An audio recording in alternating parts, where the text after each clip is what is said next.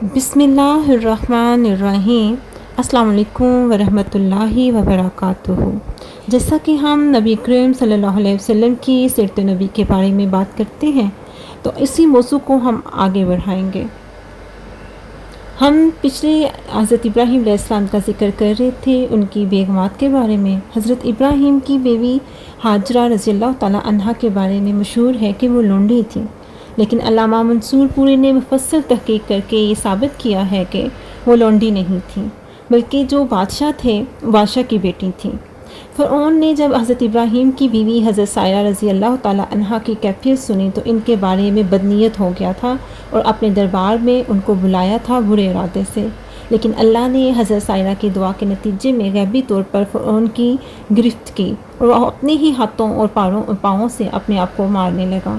اس کی نیت اس کے منہ پر مار دی گئی اور وہ حادثے کی نوعیت سے سمجھ گیا کہ حضرت سائرہ رضی اللہ تعالیٰ عنہا اللہ تعالیٰ کی نہایت خاص اور متصرف بندی ہیں، اور وہ حضرت سائرہ کی اس خصوصیت سے اس قدر متاثر ہوا کہ اپنی بیٹی ہاجرہ کو ان کی خدمت میں دے دیا۔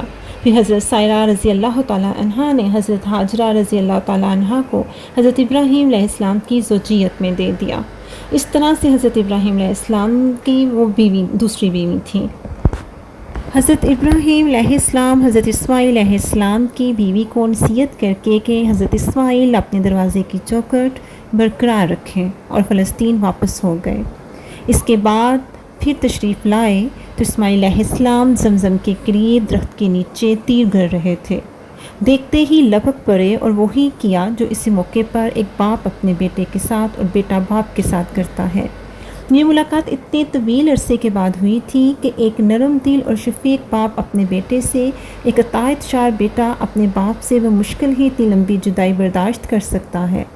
اسی دفعہ دونوں نے مل کر خانہ کعبہ تعمیر کیا، بنیاد کھود کر دیواریں اٹھائیں اور ابراہیم علیہ السلام نے ساری دنیا کے لوگوں کو حج کے لیے آواز دی۔ اللہ تعالیٰ نے مداد کی صاحبزادی سے اسماعیل علیہ السلام کو 12 بیٹے عطا فرمائے، جن کے نام یہ ہیں: نابت یا نبایوت، کدار، اوبائل، بشام، مشمع، دوما بیشا، حدود، تیما، یتور، نفیس، کیدمان۔ ان 12 بیٹوں سے 12 قبیلے وجود میں آئے اور سب نے بدوباش اختیار کی۔ ان کی معیشت کا دار و مدار زیادہ تر یمن اور مصر اور شام کی تجارت پر تھا۔ بعد میں یہ قبائل جزیرۃ العرب کے مختلف اطراف میں بلکہ بیرون عرب میں پھیل گئے۔ ان کے خلاص زمانے کی دو 20 طریقوں میں دب کر رہ گئے۔ صرف ثابت اور کدار کی اولاد اس غمنامی سے مستثنیٰ ہے۔ کسی کو ان کے مقابلے کی طاقت نہ تھی۔ پھر رومیوں کا دور آیا اور انہوں نے نبطیوں کو قصہ پرینہ بنا دیا، اور مولانا سید سلیمان ندوی نے ایک دلچسپ بحث اور گہری تحقیق کے بعد ثابت کیا ہے کالے غسان اور انصار قحطائی عرب نہ تھے، بلکہ اس علاقے میں بن اسماعیل علیہ السلام کی جو نسل بچی کھچی رہ گئی تھی وہی تھے۔ کدار بن اسماعیل علیہ السلام کی نسل مکہ ہی میں پھیلتی پھولتی رہی، یہاں تک کہ عدنان اور پھر ان کے بیٹے کا زمانہ آ گیا۔ عدنانی عرب کا سلسلہ نسب صحیح طور پر یہیں تک محفوظ ہے۔ رسول اللہ صلی اللہ علیہ وسلم کا ارشاد ہے کہ اللہ تعالیٰ نے ابراہیم علیہ السلام کی اولاد میں سے اسماعیل علیہ السلام کا انتخاب فرمایا، پھر اسماعیل علیہ السلام کی اولاد میں سے کنانہ کو منتخب کیا اور کنانہ کی نسل سے قریش کو چنا، پھر قریش میں سے بنو ہاشم کا انتخاب کیا اور بنو ہاشم میں سے میرا انتخاب کیا۔ ابن عباس رضی اللہ تعالیٰ عنہ کا بیان ہے کہ رسول اللہ صلی اللہ علیہ وسلم نے فرمایا، اللہ تعالیٰ نے خلق کی تخلیق فرمائی تو مجھے سب سے اچھے گروہ میں بنایا، پھر ان کے بھی 2 گروہ ہوئے، ان میں سے زیادہ اچھے گروہ کے اندر رکھا، پھر قبائل کو چنا تو مجھے سب سے اچھے قبیلے کے اندر رکھا، پھر گھرانوں کو چنا تو مجھے سب سے اچھے گھرانے میں بنایا، لہٰذا میں اپنی ذات کے اعتبار سے بھی سب سے اچھا ہوں اور اپنے گھرانے کے اعتبار سے بھی سب سے بہتر ہوں۔ بہرحال عدنان کی نسل زیادہ بڑھ گئی تو وہ چارے پانی کی تلاش میں عرب کے مختلف اطراف میں بکھر گئے، چنانچہ قبیلہ عبدالقیس نے بکر بن دائل کی کئی شاخوں نے، جو بنو تیمم کے خاندانوں نے بحرین کا رخ کیا، اس علاقے میں جا بسے۔ بنو حنیز بن سعد بن علی بن بکر نے یمامہ کا رخ کیا، اور اس کے مرکز ہجر میں سکونت پذیر ہو گئے۔ بکرین دلائل کی بقیہ شاخوں نے یمامہ سے لے کر بحرین، ساحل، کاظمہ، خلیج، سوات، عراق اور حیت تک کے علاقوں میں بدوباش اختیار کی اور جزیرہ فراکیہ میں اقامت غزی ہوئے، البتہ ان کی بعض شاخوں نے بنو بکر کے ساتھ سکونت اختیار کی۔ ان کے جو اجتماعی حالات تھے عرب آبادی مختلف طبقات پر مشتمل تھی اور یہ طبقے حالات اور دوسرے سے بہت زیادہ مختلف تھے۔ چنانچہ طبقہ اشراف میں مرد عورت کا تعلق خاصا ترقی یافتہ تھا، عورت کو بہت کچھ خود مختاری حاصل تھی، اس کی بات سنی جاتی تھی، اس کا اتنا احترام اور تحفظ کیا جاتا تھا کہ اس کی راہ میں تلواریں نکل پڑتی تھیں، خون ریزیاں ہو جاتی تھیں۔ آدمی جب اپنے کرم اور شجاعت پر، جسے عرب میں بڑا بلند مقام حاصل تھا، اپنی تعریف کرنا چاہتا تو عموماً عورت ہی کو مخاطب کرتا۔ بعض اوقات عورت چاہتی تو قبائل کو مسلح کر کے اکٹھا کر دیتی اور چاہتی تو ان کے درمیان جنگ اور خون ریزی کے شعلے برپا دیتی، لیکن سب کے باوجود بلا نزاع مرد ہی کو خاندان کا سربراہ جانا جاتا تھا اور اس کی بات فیصلہ کن ہوتی تھی۔ اسی طبقے میں مرد عورت کا تعلق نکاح کے ذریعے ہوتا تھا اور یہ نکاح عورت کے اولیاء کے ذریعے نگرانی انجام پاتا تھا۔ عورت کو یہ حق نہ تھا کہ ان کی ولایت کے بغیر اپنے طور پر اپنا نکاح کر لے۔ ایک طرف طبقہ اشراف کا یہ حال تھا کہ دوسرے طبقوں میں مرد عورت کے اختلاط کی اور بھی کئی صورتیں تھیں، جنہیں بدکاری اور بے حیائی اور فحش کاری اور زناکاری کے سوا کوئی نام نہیں دیا جا سکتا۔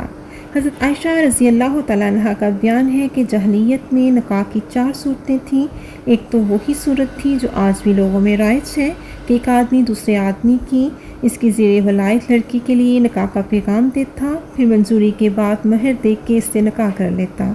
دوسری صورت یہ تھی کہ عورت جب حیض سے پاک ہوتی تو اس کا شوہر کہتا کہ فلاں شخص کے پاس پیغام بھیج کر اسے زنا کراؤ، اور شوہر خود اس سے الگ تلگ رہتا اور اس کے قریب نہ جاتا، یہاں تک کہ واضح ہو جاتا کہ وہ حمل ٹھہر گیا ہے۔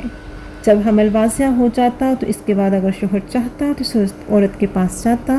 ایسا اس لیے کیا جاتا تھا کہ لڑکا شریف اور باکمال پیدا ہو۔ اس نکاح کو نکاح استبداء کہا جاتا ہے۔ اس کو ہندوستان میں نیوک کہتے ہیں، اور نکاح یہ تھی کہ 10 آدمیوں میں سے کم کی ایک جماعت اکٹھی ہوتی، سب کے سب ایک ہی عورت کے پاس جاتے اور بدکاری کرتے۔ جب عورت حاملہ ہو جاتی، بچہ پیدا ہوتا تو پیدائش کے چند رات بعد وہ عورت سب کو بلاوا بیچتی، سب کو آنا پڑتا، مجال نہ تھی کہ کوئی نہ آئے۔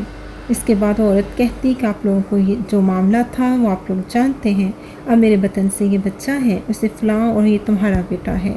وہ عورت جس کا نام لیتی اس کا لڑکا مان لیا جاتا۔ چوتھا نکاح یہ تھا کہ بہت سے لوگ اکٹھے ہوتے اور کسی عورت کے پاس جاتے اور اپنے پاس کسی آنے والے سے انکار نہ کرتی۔ یہ لونڈیاں ہوتی تھیں جو اپنے دروازے پر جھنڈیاں گاڑے رکھتی تھیں تاکہ نشانی کام دے اور جو ان کے پاس آنا چاہے وہ بے درک چلا جائے۔ جب ایسی عورت حاملہ ہوتی اور بچہ پیدا ہوتا تو سب کے سب اس کے پاس جمع ہوتے اور قیافہ شناس کو بلاتے اور قیافہ شناس اپنی رائے کے مطابق اس لڑکے کو کسی بھی شخص کے ساتھ ملحق کر دیتا، پھر اسی سے مربوط ہو جاتا اور اسی کا لڑکا کہلاتا اور اس سے وہ انکار نہ کر سکتا تھا۔ جب اللہ تعالیٰ نے محمد صلی اللہ علیہ وسلم کو مبعوث فرمایا تو جاہلیت کے سارے نکاح اور جتنے بھی ان کی روایات تھیں، اسلامی نکاح جتنے تھے رائج تھے، سب ختم کر دیے۔ عرب میں مرد عورت کے ارتباط کی بعض صورتیں ایسی بھی تھیں جو تلوار کی دھار اور نیزے کی نوک پر وجود میں آتی تھیں، یعنی قبائلی جنگوں میں غالب آنے والا قبیلہ مغلوب قبیلے کی عورتوں کو قید کر کے اپنے حرم میں داخل کر لیتا تھا، لیکن ایسی عورتوں سے پیدا ہونے والی اولاد زندگی بھر عار محسوس کرتی تھی۔ زمانہ جاہلیت میں کسی تحدید کے بغیر متعدد بیویاں رکھنا بھی ایک معروف بات تھی۔ لوگ ایسی عورتوں بھی بیک وقت نکاح کر لیتے تھے جو آپس میں سکی بہن ہوتی تھیں۔ باپ کے طلاق دینے یا وفات پانے کے بعد بیٹا اپنی سوتیلی ماں سے بھی نکاح کر لیتا تھا۔ طلاق کا اختیار مرد کو حاصل تھا اور اس کو کوئی حد متعین نہ تھی۔ تمام طبقات میں یہ چیز عروج پر تھی، کوئی طبقہ انسانوں کی کوئی بھی اس سے مستثنیٰ نہ تھا، البتہ کچھ مرد اور کچھ عورتیں ایسی ضرور تھیں جنہیں اپنی برائی کا احساس اس برائی کے کیچڑ میں لت پت ہونے سے باز رکھتا تھا۔ پھر آزاد عورتوں کا حال لونڈیوں کے مقابل نسبتاً اچھا تھا۔ اصل مصیبت لونڈیاں ہی تھیں۔ ایسا لگتا ہے کہ اہل جاہلیت کی غالب اکثریت اس برائی کی طرف منسوب ہونے میں کوئی آر بھی محسوس نہیں کرتی تھیں۔ چنانچہ سنن ابی داؤد وغیرہ میں مروی ہے کہ ایک دفعہ ایک آدمی نے کھڑے ہو کر کہا، یا رسول اللہ، شخص میرا بیٹا ہے، میں نے جاہلیت میں اس کی ماں سے زنا کیا تھا۔ اور رسول اکرم صلی اللہ علیہ وسلم نے فرمایا، اسلام میں ایسی کوئی گنجائش نہیں، جاہلیت کی بات گئی، اب تو لڑکا اسی کا ہوگا جس کی بیوی یا لونڈی ہو، اور زنا کار کے لیے پتھر ہیں۔ آج کے لیے اتنا ہی، جزاک اللہ خیر، انشاءاللہ باقی کل اس پہ بات کریں گے۔